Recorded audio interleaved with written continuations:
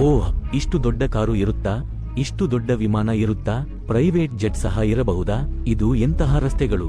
ಅರೆ, ಎಷ್ಟು ಆಕರ್ಷಕ ಹುಡುಗಿಯರು! ಇದನ್ನು ಎಲ್ಲವನ್ನೂ ನೀವು ಫೋನ್ನಲ್ಲಿ ನೋಡಿದಿರಿ. ನಂತರ ಫೋನ್ ಡಿಸ್ಚಾರ್ಜ್ ಆಯಿತು, ಫೋನ್ ಇಟ್ಟಿರಿ. ಹಾಗೆ ಫೋನ್ ಇಟ್ಟು ಹೀಗೆ ಕಣ್ಣು ಎತ್ತಿದಾಗ ಸುತ್ತೆಲ್ಲ ಏನಿದೆ? ಕಷ್ಟ, ಬಡತನ, ಅಶಿಕ್ಷ, ನಿರುದ್ಯೋಗದ ತೊಂದರೆಗಳು.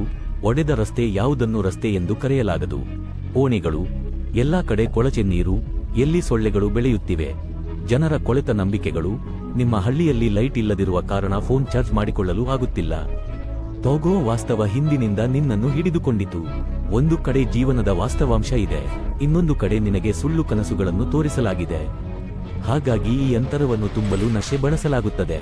ನಶೆಯಲ್ಲಿ ಹೀಗೆ ಅನಿಸಲು ಪ್ರಾರಂಭಿಸುತ್ತೆ, ನಾನು ಅಲ್ಲಿ ತಲುಪಿದೆ. ಪ್ರಜ್ಞಾ ಸ್ಥಿತಿಯು ತುಂಬಾ ನೋವು ಕೊಡುತ್ತಾ ಇರುತ್ತದೆ. ಆಗ ಪ್ರಜ್ಞೆಯ ಸ್ಥಿತಿಯನ್ನು ದೂರ ಮಾಡಲು ವ್ಯಕ್ತಿಯ ಪ್ರಜ್ಞೆ ಆರಿಸುತ್ತಾರೆ. ಅದೇ ನಶೆ.